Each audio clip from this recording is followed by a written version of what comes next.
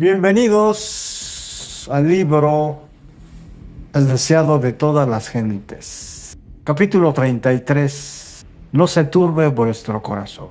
Este capítulo está basado en el Evangelio de Juan, capítulo 13, versículos 31 al 38 y 14 y 17. Mirando a sus discípulos con amor divino y con la más tierna simpatía, Cristo dijo: ahora es glorificado el Hijo del Hombre y Dios es glorificado en él. Judas había abandonado el aposento alto y Cristo estaba solo con los 11. Estaba por hablar de su inminente separación de ellos, pero antes de hacerlo señaló el gran objeto de su misión, que recordaba siempre. Se gozaba en que toda su humillación y sufrimiento iban a glorificar el nombre del Padre. A esto se dirigió primero los pensamientos de sus discípulos. Luego, dirigiendo a ellos con el término cariñoso de hijitos, dijo: aún un poco estoy con vosotros, me buscaréis, mas, como dije a los judíos, donde yo voy vosotros no podéis venir. Así digo ahora a vosotros. Los discípulos no podían regocijarse cuando oyeron esto. El temor se apoderó de ellos. Se acercaron aún más al Salvador, su Maestro y Señor. Su amado instructor y amigo les era más caro que la vida. A él pedían ayuda en todas sus dificultades, consuelo en sus tristezas y desencantos. Ahora estaba por abandonarlos, a ellos que formaron un grupo solitario y dependiente. Oscuros eran los presentimientos que les llenaban el corazón, pero las palabras que les dirigía el Salvador estaban llenas de esperanza. Él sabía que iban a ser asaltados por su enemigo y que la astucia de Satanás tiene más éxito contra los que están deprimidos por las dificultades. Estás escuchando el libro El deseado de todas las gentes por Elena Harmon de White. Pero las palabras que le dirigía el Salvador estaban llenas de esperanza. Él sabía que iban a ser asaltados por el enemigo y que la astucia de Satanás tiene más éxito contra los que están deprimidos por las dificultades. Por lo tanto, quiso desviar su atención de las cosas que se ven a las que no se ven. Apartó sus pensamientos del destierro terrenal al hogar celestial. No se turbe vuestro corazón, dijo. ¿Creéis en Dios? Creed también en mí. En la casa de mi Padre muchas moradas hay. De otra manera os lo hubiera dicho. Voy pues a preparar lugar para vosotros. Y si me fuere y os aparejare el lugar, vendré otra vez y os tomaré a mí mismo, para que donde yo estoy, vosotros también estéis. Y sabéis a dónde yo voy, y sabéis el camino. Por causa vuestra vine al mundo. Estoy trabajando en vuestro favor. Cuando me vaya, seguiré trabajando anhelosamente por vosotros. Vine al mundo a revelarme a vosotros para que creyeseis. Voy al Padre para cooperar con Él en vuestro favor. El objeto de la partida de Cristo era lo opuesto de lo que temían los discípulos. No significaba una separación final. Iba a prepararles lugar a fin de volver aquí mismo para buscarlo. Mientras les estuviese edificando mansiones, ellos habían de edificar un carácter conforme a la semejanza divina. Los discípulos estaban perplejos aún. Tomás, siempre acosado por las dudas, dijo: Señor, no sabemos a dónde vas. ¿Cómo pues podemos saber el camino? Jesús le dice: yo soy el camino y la verdad y la vida. Nadie viene al Padre sino por mí. Si me conocéis, también a mi Padre conocéis, y desde ahora le conocéis y le habéis visto. No hay muchos caminos que llevan al cielo. No puede cada uno escoger el suyo. Cristo dice, yo soy el camino. Nadie viene al Padre sino por mí. Desde que fue predicado el primer sermón evangélico, cuando en el Edén se declaró que la simiente de la mujer aplastaría la cabeza de la serpiente, Cristo ha enaltecido como el camino, la verdad y la vida. Cristo ha sido enaltecido como el camino, la verdad y la vida. Él era el camino cuando Adán representaba la sangre del Redentor. Cristo fue el camino por el cual los patriarcas y los profetas fueron salvos. Él es el único camino por el cual podemos tener acceso a Dios. Si me conocéis, dijo Cristo, también a mi Padre conoceráis. Y desde ahora le conocéis y le habéis visto. Pero los discípulos no le comprendían todavía. Señor, muéstranos al Padre, exclamó Felipe, y nos basta. Asombrado por esta dureza de entendimiento, Cristo preguntó con dolorosa sorpresa, ¿tanto tiempo a que estoy con vosotros y no me has conocido, Felipe? ¿Es posible que no veáis al Padre en las obras que hace por medio de mí? ¿No creéis que he venido para testificar acerca del Padre? ¿Cómo pues dices tú, muéstranos al Padre? El que me ha visto al Padre. Cristo no había dejado de ser Dios cuando se hizo hombre. Aunque se había humillado hasta asumir la humanidad, seguía siendo divino. Cristo solo podía representar al Padre ante la humanidad y los discípulos. Había tenido el privilegio de contemplar esta representación por más de 3 años. Creedme que yo soy en el Padre y el Padre en mí. De otra manera, creedme por las mismas obras. Su fe podría haber descansado segura en la evidencia dada por las obras de Cristo, obras que ningún hombre había podido hacer por sí. Las obras de Cristo atestiguan su divinidad. El Padre había sido revelado por Él. Si los discípulos creyesen en esta relación vital entre el Padre y el Hijo, su fe no los abandonaría cuando vieran los sufrimientos y la muerte de Cristo para salvar a un mundo que perecía.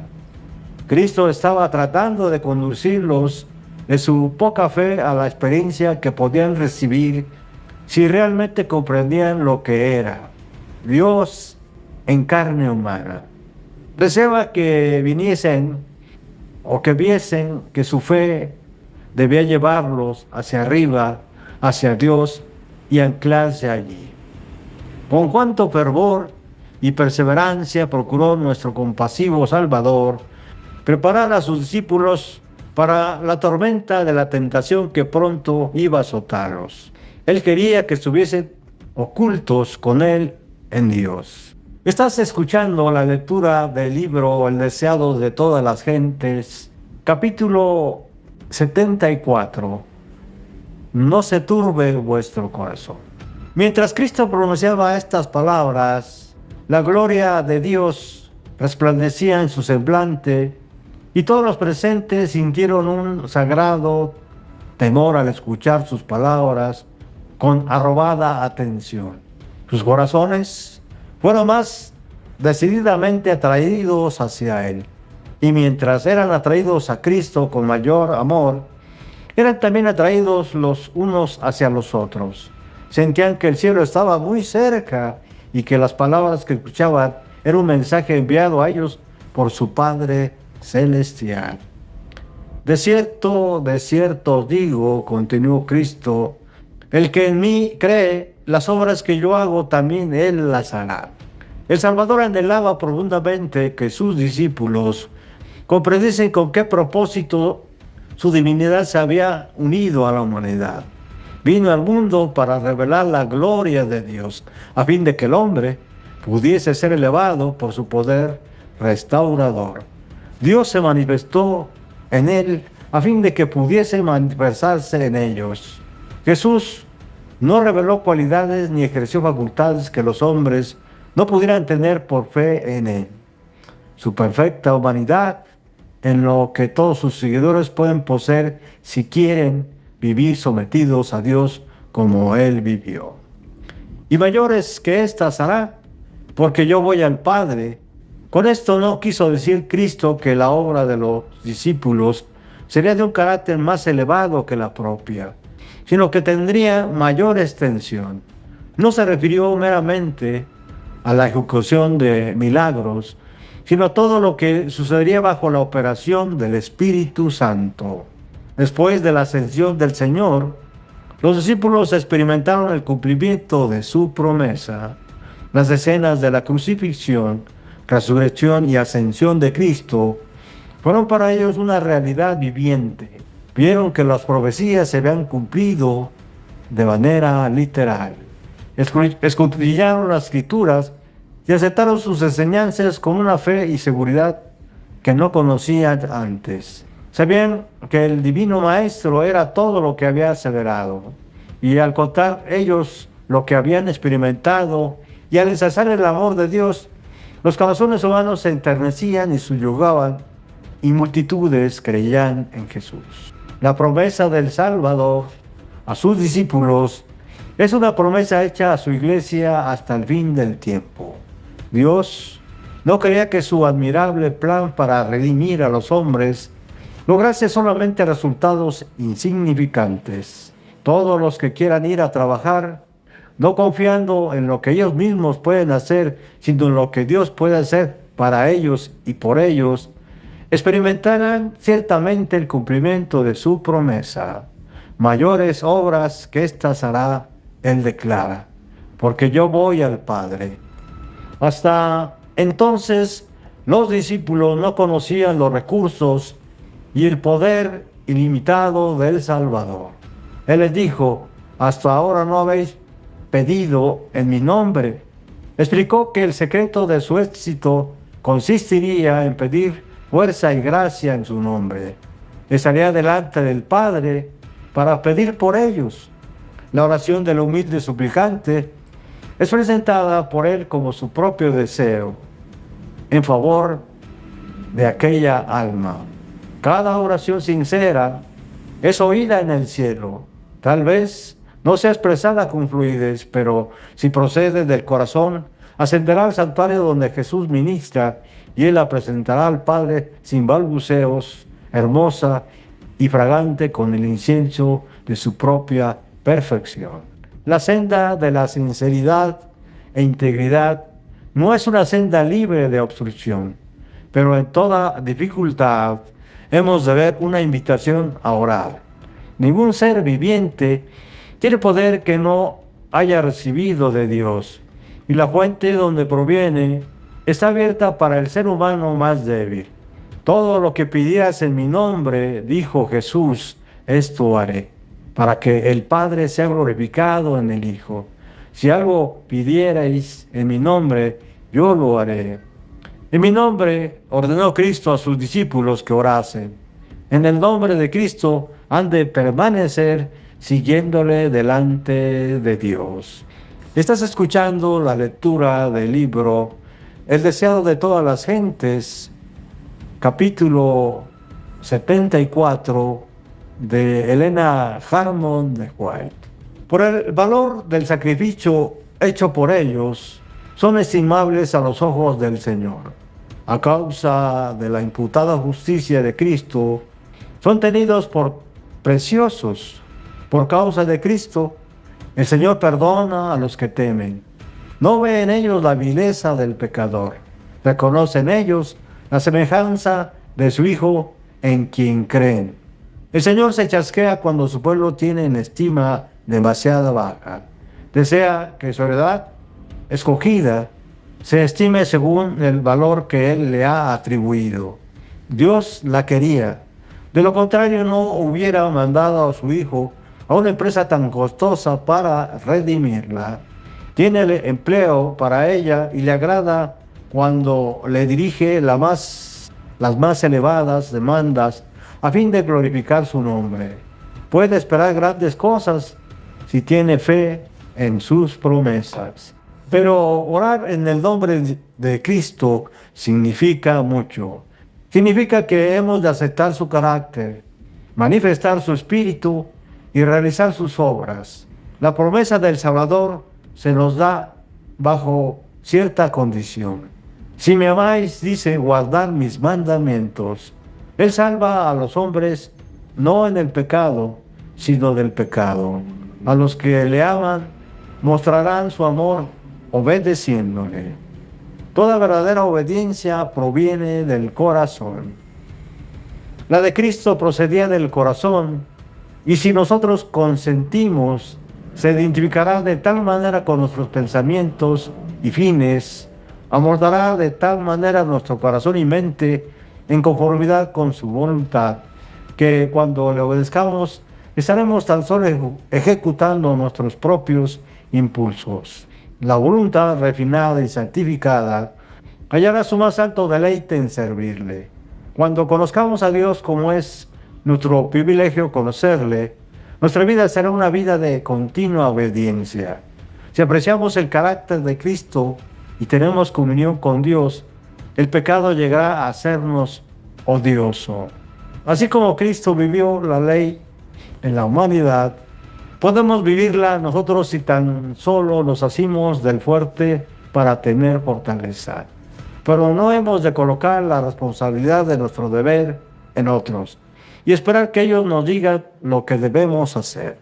No podemos depender de la humanidad para obtener consejos. El Señor nos enseñará nuestro deber tan voluntariamente como a alguna otra persona. Si acudimos a Él con fe, nos dirá sus misterios a nosotros de manera personal. Nuestro corazón arderá con frecuencia en nosotros mismos cuando Él se ponga en comunión con nosotros como lo hizo con Enoc. Los que decidan no hacer en ningún ramo algo que desagrade a Dios, sabrán después de presentarle su caso exactamente qué conducta seguir y recibirán no solamente sabiduría, sino fuerza. Se les impartirá poder para obedecer, para servir, según lo prometió Cristo. Cuando se dio a Cristo todas las cosas destinadas a suplir la necesidad de los hombres caídos, se le dio como a la cabeza y representante de la humanidad. Y cualquier cosa que pidiéramos, la recibiremos de Él, porque guardamos sus mandamientos y hacemos las cosas que son agradables delante de Él.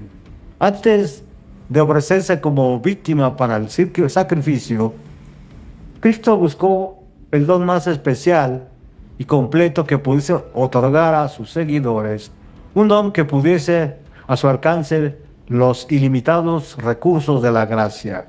Yo rogaré al Padre, dijo, y os dará otro consolador, para que esté con vosotros para siempre, al Espíritu de verdad, el cual el mundo no puede recibir porque no le ve ni le conoce.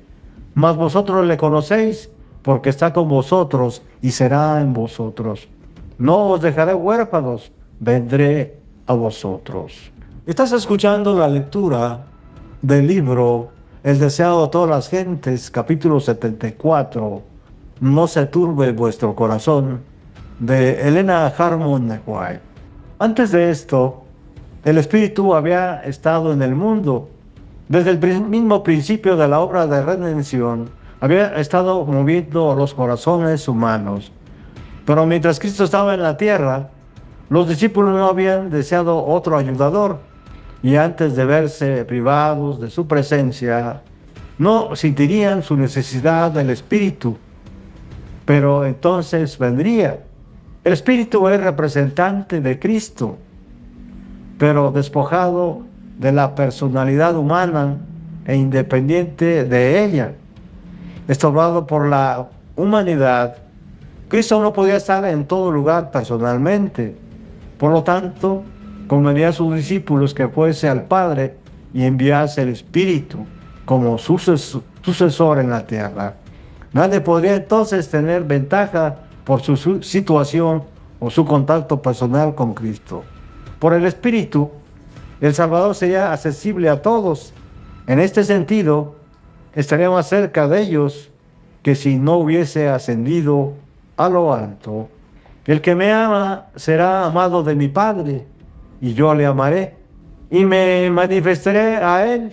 Jesús leía el futuro de sus discípulos. Veía a uno llevado a caldazo, otro a la cruz, otro al destierro entre las solitarias rocas del mar, otros a la persecución y a la muerte. Los animó con la promesa de que en toda prueba estaría con ellos. Esta promesa no ha perdido nada de su fuerza. El Señor sabe todo lo relativo a los fieles siervos suyos que por su causa están en la cárcel o desterrados en las islas solitarias. Él los consuela con su propia presencia cuando por causa de la verdad el creyente está frente a tribunales inicuos. Cristo está a su lado. Todos los oprobios que caen sobre él caen sobre Cristo. Cristo vuelve a ser condenado en la persona de su discípulo. Cuando uno está encerrado entre las paredes de la cárcel, Cristo arroba el corazón con su amor. Cuando uno sufre la muerte por causa suya, Cristo dice: yo soy el que vivo, he sido muerto y he aquí vivo por los siglos de los siglos, y tengo las llaves del infierno y de la muerte. La vida que es sacrificada por mí se conserva para llegar a disfrutar la gloria eterna. En toda ocasión y lugar, en todas las tristezas y aflicciones, cuando la perspectiva parece sombría y el futuro nos deja perplejos y nos sentimos impotentes y solos, se envía el Consolador en respuesta a la oración de fe. Las circunstancias pueden separarnos de todo amigo terrenal, pero ninguna circunstancia ni distancia puede separarnos del Consolador celestial. Donde quiera que estemos, donde quiera que vayamos, está siempre a nuestra diestra para apoyarnos, sostenernos y animarnos. Los discípulos no comprendían todavía las palabras en su sentido espiritual, y él volvió a explicarles su significado. Por el Espíritu, dijo, se manifestaría a ellos. El Consolador, el Espíritu Santo, el cual el Padre enviará en mi nombre, Él os enseñará todas las cosas. Ya no diréis, no puedo comprender. Ya no veréis oscuramente como por un espejo. Podréis comprender con todos los santos cuál sea la anchura y la longura y la profundidad y la altura, y conocer el amor de Cristo que excede a todo conocimiento. Los discípulos habían de dar testimonio de la vida y la obra de Cristo. Por sus palabras, Él había de hablar a todos los pueblos sobre la haz de la tierra. Pero en la humillación y muerte de Cristo iban a subir gran prueba y chasco, a fin de que después de esto la palabra de ellos fuese exacta. Jesús prometió respecto al Consolador: os recordará todas las cosas que os he dicho. Aún tengo muchas cosas que deciros, continuó, mas ahora no las podéis llevar. Pero cuando viniere aquel Espíritu de verdad, Él os guiará en toda verdad, porque no hablará de sí mismo, sino que hablará todo lo que oyere, y os hará saber las cosas que han de venir. Él me glorificará, porque tomará de lo mío y os lo hará saber. Jesús había abierto delante de sus discípulos una vasta extensión de la verdad, pero les era muy difícil impedir que en sus mentes se mezclaran lecciones con las tradiciones y máximas de los escribas y fariseos. Habían aprendido a aceptar las enseñanzas de los rabinos como la voz de Dios, y esto dominaba todavía sus mentes y aguardaba sus sentimientos. Las ideas terrenales y las cosas temporales ocupaban todavía mucho lugar en sus pensamientos. No comprendían la naturaleza espiritual del reino de Cristo, aunque Él se les había explicado tantas veces. Sus mentes se habían confundido. No comprendían el valor de las escrituras que Cristo presentaba. Muchas de sus lecciones parecían no hallar cabida en sus mentes. Jesús vio que no comprendían el verdadero significado de sus palabras. Compasivamente les prometió que el Espíritu Santo les recordaría esos dichos y había dejado sin decir muchas cosas que no podían ser comprendidas por sus discípulos. Esas también les serían reveladas por el Espíritu. El Espíritu había de vivificar su entendimiento a fin de que pudiesen apreciar las cosas celestiales. Cuando viniere aquel Espíritu de verdad, dijo Jesús, Él os guiará a toda verdad. El Consolador es llamado el Espíritu de verdad. Su obra consiste en definir y mantener la verdad. Primero mora en el corazón como el Espíritu de verdad y así llega a ser el Consolador. Hay consuelo y paz en la verdad, pero no se puede hallar verdadera paz ni consuelo en la mentira. Por medio de las falsas teorías y tradiciones, es como Satanás obtiene su poder sobre la mente, induciendo a los hombres a adoptar normas falsas, tuerce el carácter. Por medio de las Escrituras, el Espíritu Santo habla a la mente y graba la verdad en el corazón. Así expone el error y lo expulsa del alma. Por el Espíritu de verdad, obrando por la palabra de Dios, es como Cristo subyuga a sí mismo a sus escogidos. Al describir a sus discípulos la obra y el cargo del Espíritu Santo, Jesús trató de inspirarles el gozo y la esperanza que alentaba su propio corazón. Se regocijaba por la ayuda abundante que había provisto para su iglesia. El Espíritu Santo era el más elevado de todos los dones que podía solicitar de su Padre para la exaltación de su pueblo. El Espíritu Santo iba a ser dado como agente regenerador y sin esto el sacrificio de Cristo habría sido inútil. El poder del mal se había estado fortaleciendo durante siglos y la sumisión de los hombres a este cautiverio satánico era asombrosa. El pecado podía ser resistido y vencido únicamente por la poderosa intervención de la tercera persona de la divinidad, que iba a venir no con energía modificada, sino con la plenitud del poder divino. Estás escuchando la lectura del libro El deseado de todas las gentes por Elena Harmon White, capítulo 74. No se turbe vuestro corazón. El Espíritu Santo es el que hace eficaz lo que ha sido realizado por el Redentor del mundo. Por el Espíritu es purificado el corazón. Por el Espíritu llega a ser el creyente partícipe de la naturaleza divina. Cristo ha dado su Espíritu como poder divino para vencer todas las tendencias hacia el mal, hereditarias y cultivadas, y para grabar su propio carácter en su iglesia. Acerca del Espíritu dijo Jesús, Él me glorificará. El Salvador vino para glorificar al Padre, demostrando su amor. Así el Espíritu iba a glorificar a Cristo, revelando su gracia al mundo. La misma imagen de Dios se ha de reproducir en la humanidad. El honor de Dios, el honor de Cristo, están comprometidos en la perfección del carácter de su pueblo. Cuando el Espíritu de verdad viniere, redarguirá al mundo de pecado y de justicia y de juicio. La predicación de la palabra sería inútil sin la continua presencia y ayuda del Espíritu Santo. Ese es el único maestro eficaz de la verdad divina. Únicamente cuando la verdad vaya al corazón acompañada por el Espíritu, vivificará la conciencia o transformará la vida. Uno podría presentar la letra de la palabra de Dios, estar familiarizado con sus mandamientos y promesas, pero a menos que el Espíritu Santo grabe la verdad, ninguna alma caerá sobre la roca y será quebrantada.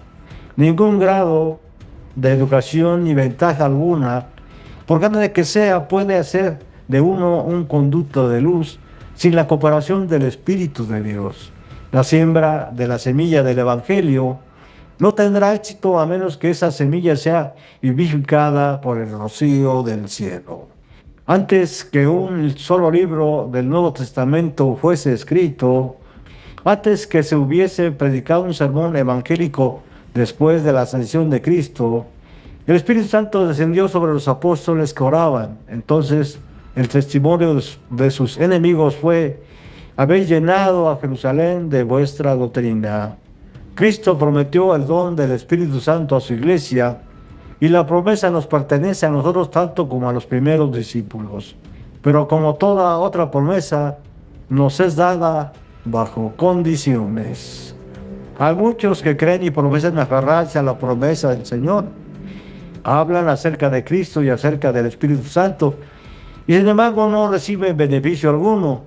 No entregan su alma para que sea guiada y regida por los agentes divinos. No podemos emplear al Espíritu Santo.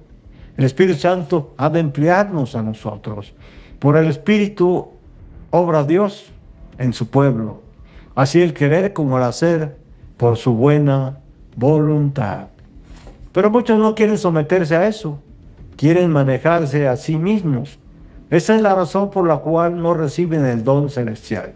Únicamente aquellos que esperan humildemente en Dios, que velan por tener su dirección y gracia, se da el Espíritu Santo. El poder de Dios aguarda que ellos lo pidan y lo reciban. Esta bendición prometida, reclamada por la fe, trae todas las demás bendiciones en su estela. Se da según las riquezas de la gracia de Cristo, y Él está listo para proporcionarla a toda alma según su capacidad para recibirla. En su discurso a sus discípulos, Jesús no hizo alusión aflictiva a sus propios sufrimientos. Su último legado a ellos fue un legado de paz. Dijo: la paz os dejo, mi paz os doy. No como el mundo la da, yo os la doy. No se turbe vuestro corazón, ni tenga miedo. Antes de salir del aposento alto, el Salvador entonó con sus discípulos un canto de alabanza. Su voz fue oída, no en los acordes de alguna endecha triste, sino en las gozosas notas del canto pascual.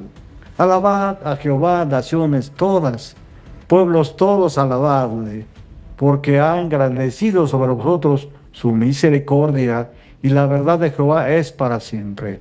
Aleluya.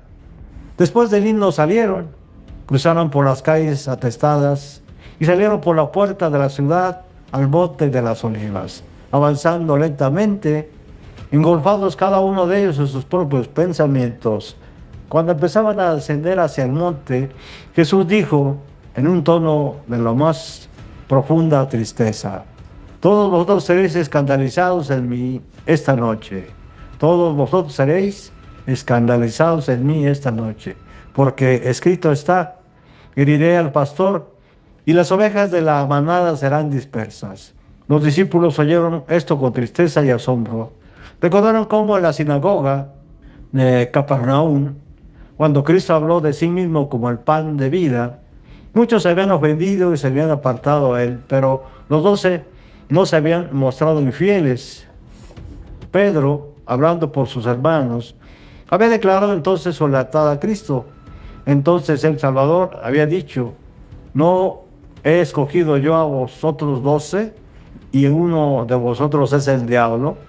En el aposento alto, Jesús había dicho que uno de los 12 le traicionaría y que Pedro le negaría, pero ahora sus palabras los incluía a todos. Esta vez se oyó la voz de Pedro, que protestaba vehementemente: aunque todos sean escandalizados, mas no yo. En el aposento alto había declarado: mi alma pondré por ti. Jesús le había advertido que esa misma noche negaría a su Salvador. Ahora Cristo le repite la advertencia: de cierto te digo que tú hoy, en esta noche, antes que el gallo haya cantado 2 veces, me negarás 3 veces. Pero Pedro, con mayor porfía, decía: si me fuere menester morir contigo, no te negaré. También todos le decían lo mismo. En la confianza que tenían en sí mismos, negaron la repetida declaración de aquel que sabía. No estaban preparados para la prueba. Cuando la tentación les sobreviniese, comprendían su propia debilidad. Cuando Pedro dijo que seguiría al Señor a la cárcel y a la muerte, cada palabra era sincera, pero no se conocía a sí mismo. Ocultos en su corazón estaban los malos elementos que las circunstancias iban a hacer brotar a la vida. A menos que se le hiciese conocer su peligro, esos elementos provocarían su ruina eterna.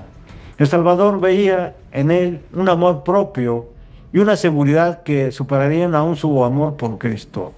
En su experiencia se había revelado muchas flaquezas, mucho pecado que no había sido amortiguado, mucha negligencia de espíritu, un temperamento no santificado y temeridad para exponerse a la tentación. La solemne amonestación de Cristo fue una invitación a escudriñar su corazón. Pedro necesitaba desconfiar de sí mismo y tener una fe más profunda en Cristo.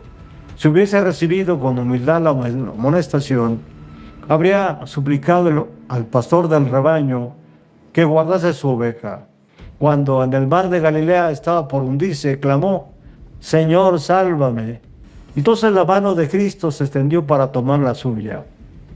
Así también ahora, si hubiese clamado a Jesús, sálvame de mí mismo, habría sido guardado.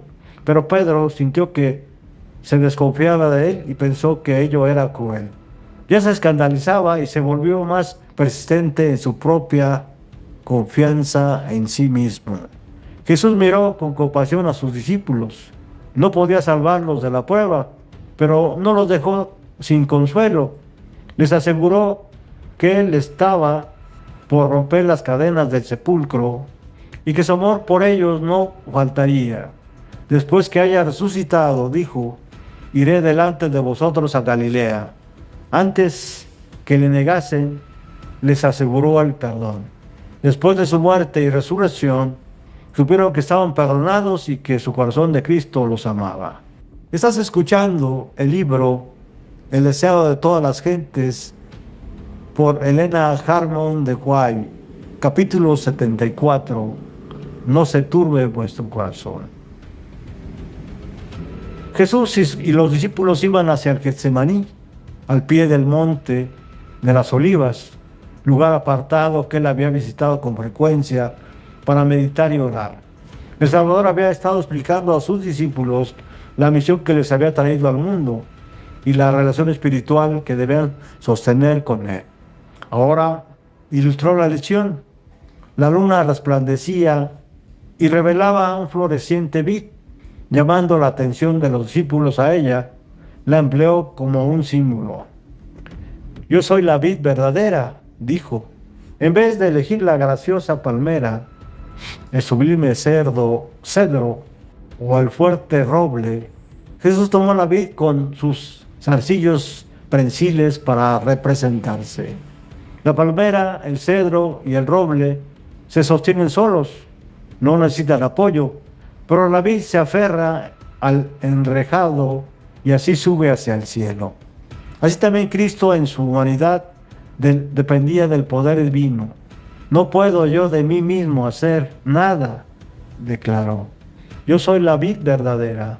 Los judíos habían considerado siempre la vid como la más noble de las plantas y una figura de todo lo poderoso, excelente y fructífero. Israel había sido representado como una vid que Dios había plantado en la tierra prometida. Los judíos fundaban su esperanza de salvación en el hecho de estar relacionados con Israel. Pero Jesús dice: yo soy la vid verdadera. No penséis que por estar relacionados con Israel podéis llegar a participar de la vida de Dios y heredar su promesa. Por mí solamente se recibe la vida espiritual. Yo soy la vid verdadera y mi Padre es el labrador. En las colinas de Palestina, nuestro Padre Celestial había plantado su buena vid y Él mismo era el que la cultivaba. Muchos eran atraídos por la hermosura de esta vid y declaraban su origen celestial. Pero para los dirigentes de Israel, parecía como una raíz en tierra seca. Tomaron la planta, la maltrataron y pisotearon bajo sus profanos pies. Querían destruirla para siempre, pero el celestial viñador no la perdió nunca de vista. Después que los hombres pensaron que la habían matado, la tomó y la volvió a plantar al otro lado de la muralla. Ya no se vería el tronco, quedaría oculto de los rudos asaltos de los hombres, pero los sarmientos de la vid colgaban por encima de la muralla, habían de representarla. Por su medio, se podrían unir todavía injertos a la vid. De ella se había obtenido fruto. Ha habido una cosecha que los ausentes han arrancado. Yo soy la vid, vosotros los pámpanos, dijo Cristo a sus discípulos. Aunque él estaba por ser arrebatado de entre ellos, su unión espiritual con él no había de cambiar. La unión del sarmiento con la vid, dijo, representa la relación que habéis de sostener conmigo. El pámpano está injertado en la vid viviente y fibra tras fibra, vena tras vena, va creciendo en el tronco. La vida de la vid llega a ser la vida del pámpano. Así también el alma muerta en delitos y pecados recibe vida por la unión con Cristo. Por la fe en Él como Salvador personal, se forma esa unión. El pecador une su debilidad a la fuerza de Cristo, su vacuidad a la plenitud de Cristo, su fragilidad a la perdurable potencia de Cristo. Entonces, tiene el sentir de Cristo. La humanidad de Cristo ha tocado nuestra humanidad y nuestra humanidad de Cristo ha tocado la divinidad. Así, por la intervención del Espíritu Santo, el hombre viene a ser participante de la naturaleza divina. Es acepto en el amado. Esa unión con Cristo, una vez formada, debe ser mantenida. Cristo dijo, estad en mí y yo en vosotros, como el pámpano no puede llevar fruto en sí mismo si no estuviere en la vid. Así, ni vosotros si no estuvieseis en mí. Este no es un contacto casual, ninguna unión que se realiza y se corta luego.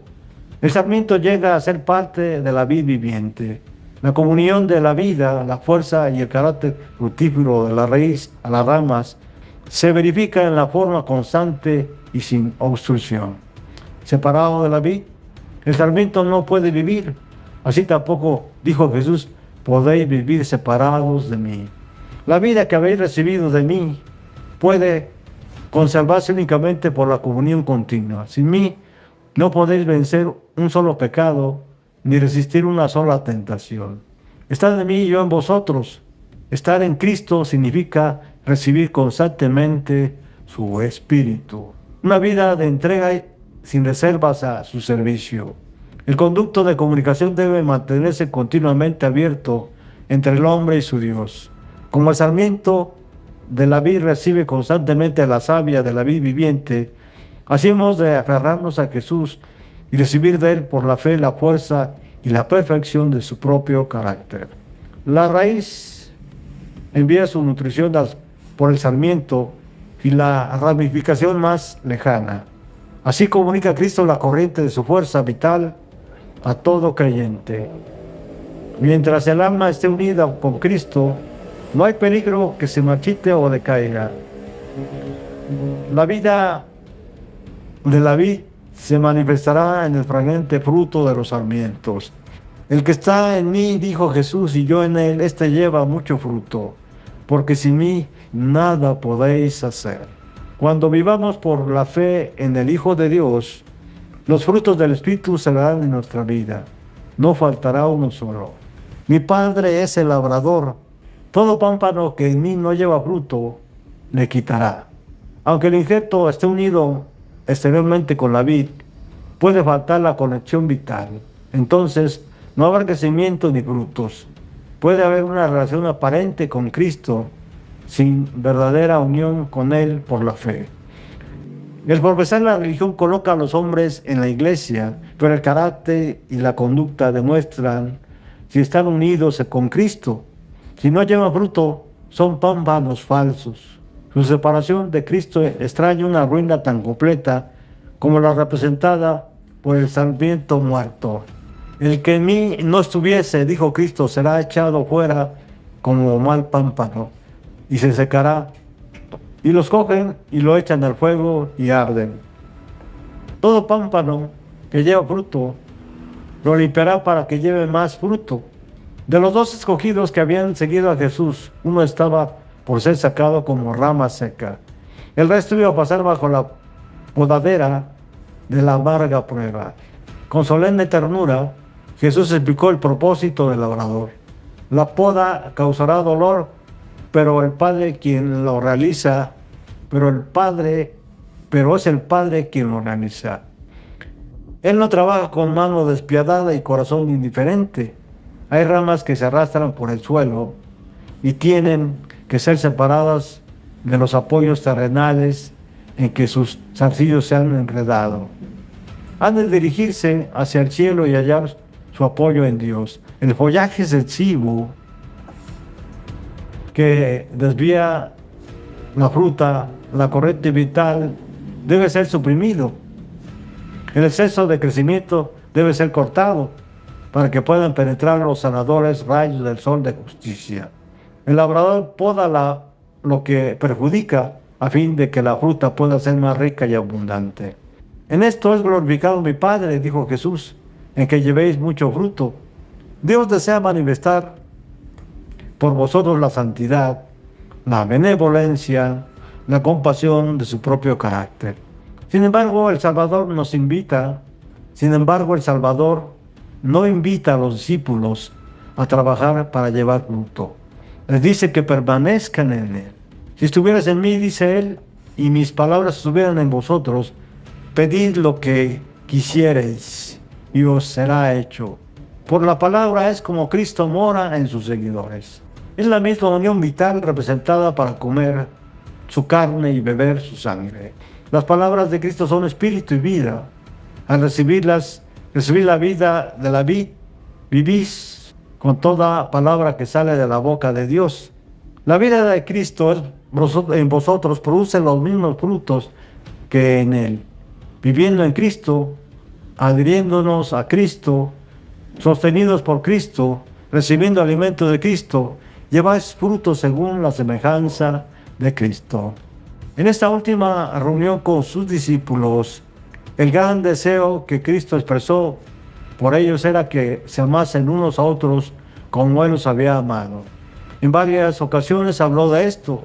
Esto os mando, dijo repetidas veces, que os améis los unos a los otros. Su primer mandato, cuando estuvo a solas con ellos en el aposento alto, fue: un mandamiento nuevo os doy, que os améis unos a otros, como os he amado, que también os améis los unos a los otros. Para los discípulos este mandamiento era nuevo, porque no se había amado unos a otros como Cristo los había amado. Él veía que nuevas ideas e impulsos debían gobernarlos, que debían practicar nuevos principios, pero su vida y su muerte iban a recibir un nuevo concepto de amor. El mandato de amarse unos a otros tenía nuevo significado a la luz de su abnegación. Toda la obra de la gracia es un continuo servicio de amor, de esfuerzo desinteresado y abnegado. Durante toda hora de la estada de Cristo en la tierra, el amor de Dios fluía de Él en raudales incontenibles. Todos los que sean dotados de su Espíritu amarán como Él amó. El mismo principio que animó a Cristo los animará en todo su trato mutuo. Este amor es la evidencia de su discipulado. En esto conocerán todos que sois mis discípulos, dijo Jesús, si tuvieres amor los unos con los otros. Cuando los hombres no están vinculados por la fuerza o los intereses propios, sino por el amor, manifiestan la obra de una influencia que está por encima de toda influencia humana. Donde existe esta unidad, constituye una evidencia de que la imagen de Dios se está restaurando en la humanidad y que ha sido implantado un nuevo principio de vida. Muestra que hay poder en la naturaleza divina para resistir los agentes sobrenaturales del mal y que la gracia de Dios subyuga el egoísmo inherente en el corazón natural. Ese amor manifestado en la iglesia despertará seguramente la ira de Satanás. Cristo no trazó a sus discípulos una senda fácil. Si el mundo os aborrece, dijo, sabed que a mí me aborreció antes que a vosotros. Si fueras del mundo, el mundo lo amaría lo suyo, mas porque no sois del mundo, antes yo os elegí del mundo, por eso os aborrece el mundo. Acordaos de la palabra que yo os he dicho, no es el siervo mayor que su señor. Si a mí me han perseguido, también a vosotros perseguirán. Si han guardado mi palabra, también guardarán la vuestra. Mas todo esto os harán a causa de mi nombre, porque no conocen al que me ha enviado. El Evangelio ha de ser proclamado entre una guerra agresiva, en medio de oposición, peligro, pérdidas y sufrimientos. Pero los que hacen esta obra están tan solo siguiendo los pasos de su Maestro. Como Redentor del mundo, Cristo arrostraba constantemente lo que parecía ser el fracaso. Él, el mensajero de la misericordia en nuestro mundo, parecía realizar solo una pequeña parte de la obra elevadora y salvadora que anhelaba hacer. Las influencias satánicas estaban obrando constantemente para oponerse a su avance, pero no quiso desanimarse. Por la profecía de Isaías declara: por demás he trabajado en vano y sin provecho, he consumido mi fortaleza, mas mi juicio está delante de Jehová y mi recompensa con mi Dios. Bien que Israel no se juntará con todo, estimado seré en los ojos de Jehová, y el Dios mío será fortaleza, será mi fortaleza. A Cristo se dirige la promesa. Así ha dicho Jehová, Redentor de Israel, el santo suyo, el menospreciado del alma, al abominado de las gentes. Así dijo Jehová: guardarte y te daré por alianza al pueblo, para que levantes la tierra, para que heredes asoladas heredades, para que digas a los presos: salid, y a los que están en tinieblas, manifestaos. No tendrán hambre ni sed, ni el calor ni el sol los afligirá, porque el que tiene de ellos la misericordia los guiará y los conducirá a manaderos de aguas. Jesús confió en esta palabra y no dio a Satanás ventaja alguna. Cuando iba a dar los últimos pasos en su humillación, cuando estaba por rodear su alma la tristeza más profunda, dijo a sus discípulos: viene el príncipe de este mundo, mas no tiene nada en mí. El príncipe de este mundo es juzgado, ahora será echado. Con ojo profético, Cristo vio las escenas que iban a desarrollarse en su último gran conflicto. Sabía que cuando exclamase: consumado es, todo el cielo triunfaría. Su oído percibió la lejana música y los gritos de victoria en los atrios celestiales. Él sabía que el toque de muerte del imperio de Satanás resonaría entonces y que el nombre de Cristo sería pregonado de un mundo al otro por todo el universo. Cristo se regocijó de que podía hacer más en favor de sus discípulos de lo que ellos podían pedir o pensar. Habló con seguridad, sabiendo que han promulgado un decreto todopoderoso antes que el mundo fuese creado. Sabía que la verdad, armada con la omnipotencia del Espíritu Santo, vencería en la contienda con el mal, y que el estandarte manchado de sangre ondearía triunfantemente sobre sus seguidores.